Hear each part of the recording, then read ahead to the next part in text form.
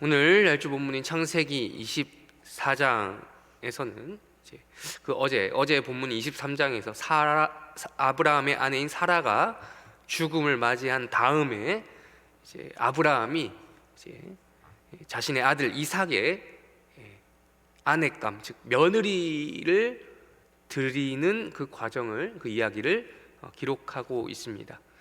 아브라함도 이제 우리 읽지 않았지만 24장 1절을 보시면 아브라함이 나이가 많아 늙었다, 그리고 복을 주셨다 라고 좀 기록하고 있습니다. 이삭이 아무래도 좀 늦게 태어난 자식이다 보니 이제 며느리감을 일찍 찾지는 못했던 것 같습니다. 그래서 이제 아브라함이 좀 더 나이를 더 많이 먹게 되고 또 많이 늙어가게 되었고, 또 이제 이삭이 이제 결혼할 정년기가 되었다라고 생각했을 때 이제 며느리감을 택하게 되는데, 아브라함이 며느리감, 어느 집안이나 마찬가지겠지만 흔히 아들을 두신 분들 아시겠지만 며느리감을 아무나 두려고 하시지 않겠죠.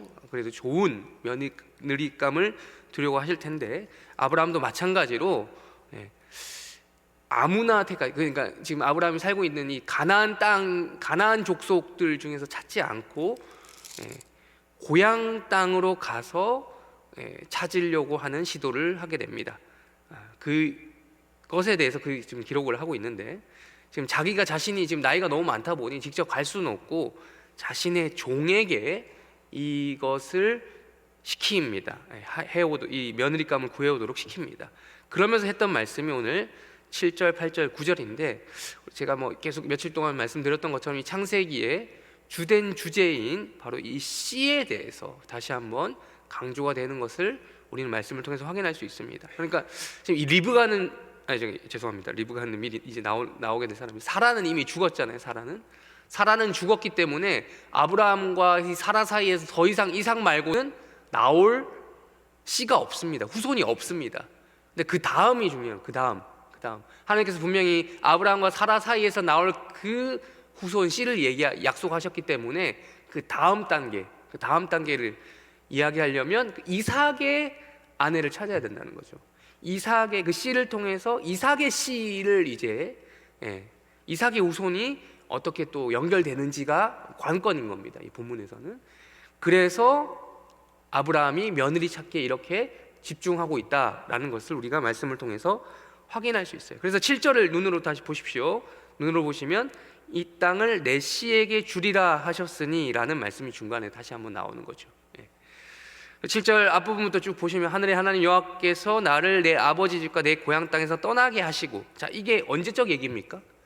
7절 앞부분에 보면 우리 창세기 12장 처음에 아브라함이 부르심을 받을 때 갈대아 우르에서부터 본토 친척 아비집을 떠나 내가 지시할 땅 어디입니까? 가나안 땅으로 가라라고 하셨을 때 주셨던 그 말씀을 다시 한번 언급하고 있는 것입니다. 지금 그걸 처음 자신이 부르심을 받았을 때 그 말씀의 내용을 아직도 기억하고 있는 겁니다. 그래서 나를 내 아버지 집과 내 고향 땅에서 떠나게 하시고 말씀하시며 내게 말씀하셨다는 이 내용을 아브라함은 뭐라고 표현하고 있습니까? 내게 맹세하여 이르기를. 여러분, 맹세가 무엇입니까? 오늘 주요 단어가 바로 이 맹세인데, 이 맹세라고 하는 키워드를 중심으로 말씀을 좀 날줄을 볼 텐데, 맹세라는 것이 어떤 의미를 담고 있습니까? 우리가 이제 성경 전체를 언약으로 봅니다. 약속, 언약 이렇게 보죠. 언약이라고 하는 것은 상호간에 맺는 이런 좀 그냥 일반적인 약속 말고 좀 중요하고 공식적이고 지키면 안 되는 이런 약속을 언약이라고 표현하죠. 그래서 오래된 언약을 구약 안에는 행위 언약, 우리가 좀 수요 예배 때 나오면 배우게 될 교리, 그리스도인요 이런 걸 통해서 우리가 배운 것들이 있지. 어쨌든 행위 언약, 은혜 언약 안에는 다윗 언약도 있고 시내산 언약도 있고 언약의 종류가 좀 많습니다. 성경에 나온 것들을 다 언약이라고 하는 카테고리 주제로 나눠서 보면 그렇게 많은데, 어쨌든 그런 언약이라는 것이 좀 이제 공식적인 이야기라고 한다면, 맹세라고 하는 단어는 사실 언약이랑 똑같습니다. 여러분, 맹세를 언제 합니까? 내가 너 사이에 이 약속을 반드시 지키겠다라고 하는 이제 개인적으로 너와 나 사이에 어떤 확실함, 증거로서 이런 말을 하잖아요. 맹세. 반드시 지키겠다는 일종의 그 다짐 같은 거거든요. 예. 근데 여기서는 이 언약이 어떤 단어로 표현이 되고 있다? 맹세라고 하는 단어로 표현이 되고 있다라는 것을 우리는 이 말씀을 통해서 확인할 수 있는 겁니다. 하나님께서 아브라함을 갈대아 우르에서 끄집어내시고 오라 가나안 땅으로 가라라고 하실 때 하셨던 그 말씀을 아브라함은 어떻게 생각한다고요? 이걸 뭐로 생각한다? 맹세하시며 말씀하시길. 그냥 꺼내주는 게 아니라, 그냥 이사 가라고 했던 것이 아니라, 무작정 가라고 했던 것이 아니라, 내가 반드시 너에게 뭘 준다고 약속하셨습니까? 복을 주겠다, 그리고 그 땅을 주겠다, 그리고 씨를 주겠다, 그 땅에서 거주할 너희의 후손을 주겠다 라고 약속을 하시, 맹세를, 그냥 약속이 아니라 다짐이 담겨있는 맹세를 하시면서 그렇게 이야기하셨다라는 거예요. 그 이야기를 지금 아브라함은 다시 한번 이야기하고 있는 겁니다. 내게 맹세하여 이르시기를 이 땅을 내 씨에게 주리라 하셨으니, 그러니까 이 다짐을 기억하고 있는 겁니다, 아브라함은. 그렇기 때문에 하나님께서 이삭이라고 하는 사람을 늙음하게 주셨듯이, 기적적으로 주셨듯이, 똑같이 이 아브라함의 며느리, 자신의 며느리, 즉 이삭의 아내 또한 하나님께서 그 맹세에 기초해서 반드시 괜찮은 사람으로, 적당한 사람으로 주실 거라고 하는 이 확신이 있었던 겁니다. 이 맹세가 있었기 때문에. 그래서 8절로 넘어가시면 이런 말씀하죠. 만일이라고 하는 가정을 합니다. 만일 여자가 따라오려고 하지 않을 수도 있지 않습니까? 가자고 했는데 뭐 무조건 다 가는 건 아니잖아요. 근데 그렇게 이야기는 하고 있는데, 그러면 그렇게 되면 이 맹세가 종인 너와 상관이 없게 되는데, 근데 이제 이거는 사실상 고려하지 않지만 그냥 들어간 거예요. 하나님의 맹세는, 왜냐하면 하나님의 맹세는 안 지켜질 일이 있습니까? 없습니까? 없다라는 거예요. 하나님의 맹세는 반드시 지켜지는 거예요. 그러니까 8절의 내용은 그냥 상관이 없나니라고 얘기하는 것은 그냥 종에게 그냥 하는 말인 겁니다. 혹시나 이런 가능성을 두고 얘기했다기보다는. 그러면서 이 하나님과의 맹세에 기반해서 지금 9절에서 이 하나님과의 맹세에 기반해서 어떤 맹세를 하고 있는지 보십시다. 우리 9절 다시 한번 읽어보겠습니다. 시작. 그 종이 이에 그의 주인 아브라함의 허벅지 아래에 손을 놓고 이 일에 대하여 그에게 맹세하였더라. 그러니까 7절, 8절, 9절에서 맹세라는 단어가 계속해서 반복되고 있습니다. 9절에서 말하는 맹세는 누구와 누구의 맹세입니까? 아브라함이 보내는 아브라함의 종과의 맹세입니다. 여기 허벅지 아래에 손을 넣었다라는 것이 참 상당히 고상하게 표현이 됐는데, 허벅지 아래라는 것은 사타구니를 말합니다. 사타구니. 그러니까 좀 더 구체적으로 말하면 이 옛날 이 시대 때는 좀 중요한 약속, 개인적으로 그런 맹세를 할 때 허벅지 아래 사타구니 쪽에 손을 대면서, 그러니까 그만큼 거기가 정말 아무한테나 그걸 손을 넣도록 허락하지는 않을 거 아닙니까? 그러다 보니 여기를 놓고 맹세하는 습관이, 관습이 있었던 것 같습니다. 그래서 여기에 아브라함이 자신의 그 사타구니를 허락할 때, 심지어 상대가 뭐 동등한 입장에 있는 사람도 아니고 종에게 이런 것들을 허락했던 것으로 보아 정말 이 맹세가 얼마나 중요했는지 종 스스로도 요거를 이제 인식을 했을 겁니다. 아, 지금 우리 주인이 나와 이 정도의 맹세를 할 정도면 이게 얼마나 지금 중요한 사안이구나 라는 것을 종 스스로도 느낄 수 있었던 거라는 거죠. 이렇게 하나님의 맹세에 기초로 해서, 기반을 해서 지금 아브라함은 자신의 종과 이런 맹세하는 행위를 하고 있다라는 것을 우리가 말씀을 통해서 확인할 수 있었습니다. 우리 느헤미야, 또 다른 날조 본문인 느헤미야 13장 말씀 살펴보겠습니다. 느헤미야 13장 23절 먼저 읽겠습니다.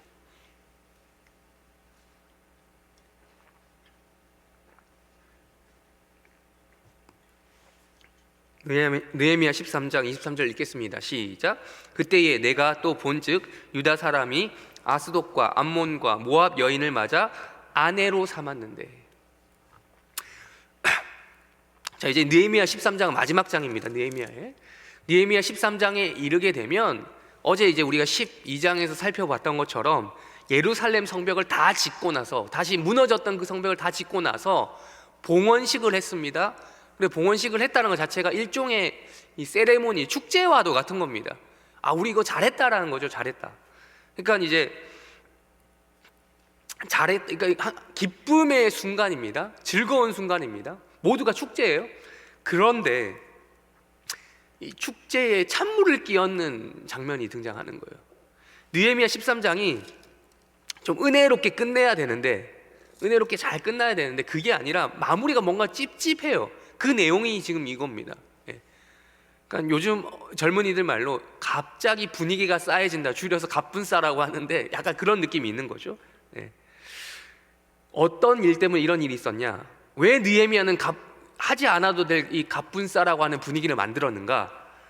그때에 느헤미야가 봤는데 어떤 일이 있었습니까? 유다 사람이 이방 여인을 아내로 맞는 일들이 있었다라는 거죠. 근데 이거는 느헤미야 입장에서는 그냥 이 분위기가 지금 좋은데 뭔가 묻어가려고 하는 행동 있잖아요. 분위기가 좋으니까 뭐 약간 이런 거는 좀 해도 되겠지 하는 그런 것으로 보였던 겁니다. 그래서는 안 됐기 때문에 이것을 지적하는 겁니다. 우리 앞에서 지금 창세기에서 아브라함이 자신의 며느리를 맡기 위해서 가나안 족속 중에서 아무나 그냥 괜찮고 뭐 잘 나가는 집안에 규수를 드리라 이렇게 하지 않았던 것처럼, 굳이 자신의 고향 땅에게 자신의 종과 맹세까지 하면서 보내렸던 것처럼, 그래서 리브가가 결국 오게 되죠. 리브가를 자신의 며느리로 맡게 되는데, 그런 것처럼 느헤미야 또한 이방 여인을 맞이하는 이 상황에 대해서 아니라고 했던 것이죠. 그러면서 25절에서 이렇게 말씀합니다. 25절도 읽겠습니다. 시작. 내가 그들을 책망하고 저주하며 그들 중 몇 사람을 때리고 그들의 머리털을 뽑고 이르되, 너희는 너희 딸들을 그들의 아들들에게 주지 말고 너희 아들들이나 너희를 위하여 그들의 딸들을 데려오지 아니하겠다고 하나님을 가리켜 맹세하라. 느헤미야가요, 굳이 이런 일 때문에 그들을 책망하고 저주까지 했으면서 심지어 때립니다. 머리털을 뽑습니다. 이게 일종의 수치를 주는 거거든요. 공개적으로 막 모욕을 주는 겁니다. 근데 왜 이렇게까지 했습니까? 지금 축제 분위기란 말입니다. 느헤미야 13장. 근데 왜 이렇게까지 했습니까? 이러한 것들이 잘못됐다는 것은 반드시 보여줘야 되는 거예요. 이건 아니다라고 하는 것을 본보기로 삼지 않으면 계속해서 이런 일들이, 성벽을 지었음에도, 그러니까 물리적인 눈으로 보이는 성벽은 재건되었지만 그 성벽보다 더 중요한 게 뭡니까? 그 성벽 안에서 살게 될 그 백성들이, 그 씨가, 우리 거룩한 씨에 대해서 계속 이야기하지 않습니까? 그 거룩한 후손들이 후손답지 않게 자꾸 섞인다라는 거예요. 그냥 피만 섞이는, 지금 다문화 과정이나 다문화 가정들이 요즘 많은데 그냥 혼혈이나 뭐 그걸 얘기하는 게 아니라, 지금 그 정도의 수준을 얘기하는 게 아니라, 이들에게 다문화 가정이 이때 당시는 이런 형성이 되게 되면 반드시 신앙과 종교가 다 뒤섞인다라는 거예요. 그 사례에 대해서 지금 26절에서 또 솔로몬을 이야기까지 하면서 얘기하지 않습니까? 역사적인 사례를 들어가면서. 역사적으로 분명히 데이터가 있잖아요. 왜 지금 이스라엘이 망했습니까? 왜 유다가 망했습니까?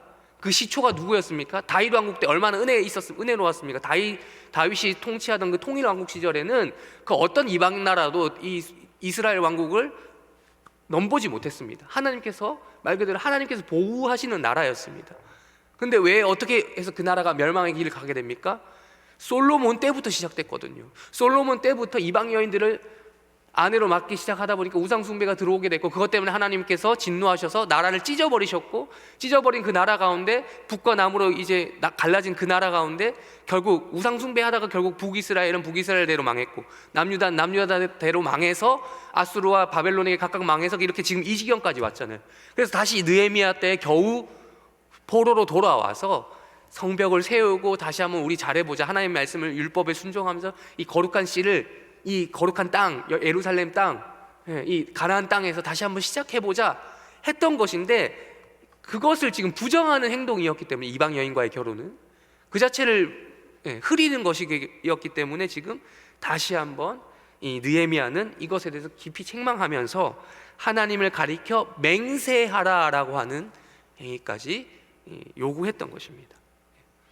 이게 하나님과의 맹세를 기억했던 거예요. 우리 창세기에서 우리가 살펴봤던 아브라함과 하나님과의 맺었던 그 언약, 하나님께서 아브라함을 갈대아 우르에서 끄집어내셔서 가나안 땅으로 보내셨을 때 했던 그 맹세가 역시나 느헤미야에게도 바벨론 땅에서 다시 한번 포로로 살고 있던 그들을 끄집어내셔서 어디로요? 가나안 땅에 다시 한번 재정착하게 하시는 이 과정을 통해서 하나님을 가리켜 맹세하는 일들이 너에게도 일어나야 된다는 것을 다시 한번 우리는 말씀을 통해서 확인할 수 있습니다. 우리 또 다른 날주 본문 살펴보겠습니다. 또 다른 날주 본문 사도행전 23장 보겠습니다. 사도행전 23장, 신약성경 사도행전 23장 12절부터 14절까지.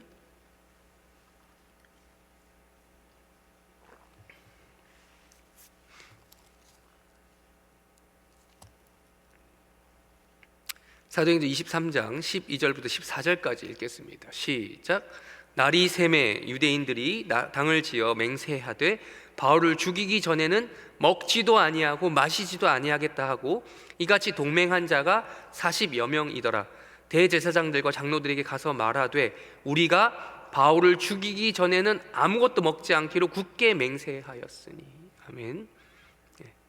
여기 또 다른 맹세가 나옵니다. 아까 앞서 말씀드렸던 창세기와 느헤미야에서의 맹세는 하나님과 이들 사이의 거룩한 맹세, 그거에 기초한 믿는 자들 가운데 이러한 거룩한 맹세를 지키려고 하는 이런 행동들에 대해서 이야기를 했다면, 지금 여기서 말씀하고 있는 맹세는 잘못된 맹세죠. 아까 이방인들과의 결혼하려고 했던 그 이스라엘 백성들 있잖아요. 포로 돌아왔던 그들처럼 잘못된 맹세를 하고 있는 거예요. 지금 누구를 죽이겠다고 지금 맹세했습니까? 이들이, 유대인들이 바울을 죽이겠다고. 바울이 뭘 했는데요? 바울이 굳이 예루살렘으로 돌아와서 복음을 전했기 때문에, 예수가 그리스도라고 하는 복음을 전했기 때문에 이것에 대해서 심히 불편해했던 유대인들이 잘됐다, 지가 지금 죽으려고 제 발로 여기 기어들어오네 하면서 죽이기로 결심을 했다. 이게 맹세할 정도였다는 거예요. 당을 지어서, 유대인들이 당을 지어서 맹세하되 바울을 죽이기 전에는 먹지도 아니하고 마시지도 않겠다, 이처럼 동맹했다. 같이, 맹세가, 동맹이 뭡니까? 동맹, 같이 맹세하는 거죠. 우리 같이 동맹 맺자, 우리 바울을 같이 죽이자, 너도 죽이고 싶어? 나도 죽이고, 바울이 이 사람을 죽이지 않으면 안 되겠다 라고 연합한 거죠. 그래서 14절에서 이렇게 얘기합니다. 대제사장들과 장로들에게 가서 말하되 우리가 바울을 죽이기 전에는 아무것도 먹지 않기로. 이건 대제사장과 장로들도, 그러니까 이때 당시 유대인을 다스리던 통치하던 자들도 인정한 겁니다. 그렇게 하라는 거죠. 그러니까 온 유대인들이 합심해서, 마치 우리 오늘 살펴보지 않았지만 마태복음에 나오는, 복음서에서 예수님을 온 유대인들이 합심해서 십자가에 못 박았던 것처럼, 역시나 예수 그리스도의 복음을 전하는 자인 바울 또한 죽이기로 맹세하였던 겁니다. 근데 제사장과 장로들 비롯해서 우리 흔히 말하는 바리새인과 서기관, 사두개인, 이런 무리들에서 23장 7절 8절에서도 이야기가 나오긴 하거든요. 근데 이 이야기를 마태복음, 우리 오늘 찾지 않겠습니다만, 예수님께서도 동일하게 마태복음에서도 23장 오늘 날조 본문에서도 언급을 하십니다. 그들의 위선된 행동이에요. 여러분, 우리가 위선적인 사람을 싫어하는 것이 무엇입니까? 차라리 말이라도 그렇게 안 했으면 좋겠는데, 예수님께서 지적하시는 부분이 그거예요. 오늘 이제 나중에 마태복음 23장 찾아보십시오. 오늘 날조 본문 찾아보면 그들이 하는 말은 듣되, 말은 행하되, 그들이 하는 행동은 본받지 말라라고 얘기해요. 바리새인과 서기관, 사두개인들, 서기관들, 이런 사람들 얼마나 잘 나가는 사람들입니까? 그때 당시 말은 그럴듯하게 합니다. 그때 당시 국회의원이에요. 말은 그럴듯하게 합니다만 그들의 행동을 보면 아닌 거예요. 그래서 예수님이 그들의 그런 위선적인 태도에 대해서 지적을 하는 겁니다. 근데 이제 시간이 지나서 지금 사도행전에 보시면 여전히 예수님이 십자가에 못 박히시고 나서 부활하신 다음에도 여전히 이 유대인들, 바리새인, 서기관, 사두개인, 대제사장, 장로들, 이런 사람들은 여전히 똑같았던 것이고, 심지어 나아가서 이 바울을, 그리스도의 복음을 전하는 바울 또한 죽이려고 했던 겁니다. 그러나 여기에 바울이 예루살렘에서 죽을 위기에 이렇게 놓였지만, 그들의 맹세에도 불구하고 바울은 어떻게 됩니까? 살아남는 거예요. 어떤 맹세가 더 크기 때문입니까? 그들의 잘못된 맹세보다 더 큰 맹세가 무엇입니까? 하나님께서 바울에게 주신 약속의 말씀, 하나님께서 바울에게 주신 맹세가 있었기 때문이에요. 우리 마지막으로 11절 읽겠습니다.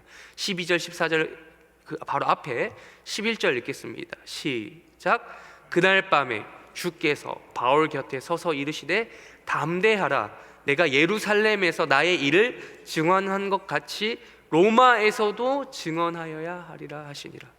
네, 바로 이겁니다. 이 약속의 말씀이 11절에 미리 주어졌기 때문에, 이 맹세가 바울에게 있었기 때문에 바울이 12절 이후에 일어난 일들을 겪고 경험하면서도 마음이 불안하지 않을 수 있었습니다. 바울은 이런 일들이 있었어도 별로 두려울 것이 없었습니다. 왜냐하면 11절에서 하나님께서 밤에 나타나셔서 친히 나타나셔서 이르시되 담대하라, 예수님께서 담대하라, 내가 예루살렘에서 나의 일을 증언한 것처럼, 지금 너가 예루살렘에서 겪고 있는 것처럼 너가 이 복음의 씨의 역할을, 씨앗의 역할을, 복음을 전하고 있는 그 거룩한 후손의 역할을 이 거룩한 땅인 예루살렘에서 증언하는 것처럼, 이제는 거룩한 땅이 예루살렘뿐만 아니라 어디까지 이어져야 됩니까? 그렇죠. 온 유대와 예루살렘과 온 유대와 사마리아 어디까지? 땅끝. 그때 당시 땅끝은 로마가 모든 이 온 세상을 지배하고 있었다고 생각했으니까요. 로마에서까지 또 증언하여야 하리라. 그 말씀이 자신에게 적용됨을 알고 있었기 때문에 이 하나님 맹세가 더 크다라는 것, 이 확신이 있었기 때문에 두렵지 않을 수 있었습니다. 설교를 마무리하면서 우리가 이것을 가지고 함께 기도하고자 합니다. 우리에게 거룩한 이 바울과 같은, 또 아브라함의 종과 같은, 느헤미야와 같은 거룩한 씨를 주십시오라는 기도를 우리가 해야 될 것입니다. 우리가 먼저 그런 씨의 역할을 감당해야겠죠. 우리 각자가 기도하러 나오신 여러분들이 그런 씨를 또 감당해 내셔야겠지만, 우리 교회 표어처럼 오직 어린이가 무엇을 이야기하는 것입니까? 오직 청년이 무엇을 이야기하는 것입니까? 거룩한 후손들을 계속해서 이 해림 교회를 통해서, 또 한국 교회를 통해서, 이 대한민국을 통해서 생산이 되어야 되는 거예요. 이 거룩한 씨를 우리에게 주심을 기대하는, 주실 것에 대한 기대하는 기도를 하시는 복된 하루가 되시길 주님의 이름으로 축원합니다. 또한 이미 우리에게 그런 자들을 또한 주셨습니다. 우리의 자녀들이, 우리에게 주신 그 자녀들이, 우리의 후손들이 그것에 주신 것에 대한 또 감사하는 그런 복된 하루가 되시길 주님의 이름으로 축원합니다. 그런 씨들을 우리가 또한 오늘 하루를 시작하시면서 그런 거룩한 씨를 뿌리는 그런 역할을 각자의 자리에서 감당하시게 될 터인데, 그때 물론 씨를 뿌리는 과정이 쉽지 않겠죠. 힘들죠. 우리 아까 찬송가에서 불렀지만 거두리로다는 이제 결론이고요. 그 전에 뭐가 있습니까? 눈물로 씨를 뿌리는 과정이 있습니다. 쉽지 않습니다. 반드시 수고가 있습니다. 눈물을 흘릴 수도 있습니다만, 그런 씨를 각자의 자리에서 뿌릴 때에, 수고할 때에 하나님 맹세를 더 믿으시기 바랍니다. 더 큰 하나님 맹세를 믿으면서 우리의 맹세를 또한 지키시는, 그러면서 복음의 씨를 뿌리시는 그런 복된 하루가 되기를 주님의 이름으로 축원합니다. 기도하겠습니다. 주기도문을 기도하고 각자 개인 기도 제목 가지고 기도하십니다. 하늘에 계신 우리 아버지여, 이름이 거룩히 여김을 받으시오며 나라의 마옵시며 뜻이 하늘에서 이루어진 것 같이 땅에서도 이루어지다. 오늘날 우리에게 일용할 양식을 주옵시고, 우리가 우리에게 죄 지은 자를 사하여 준 것 같이 우리 죄를 사하여 주옵시고, 우리를 시험에 들게 하지 마옵시고 다만 악에서 구하옵소서. 대개 나라와 권세와 영광이 아버지께 영원히 있사옵나이다.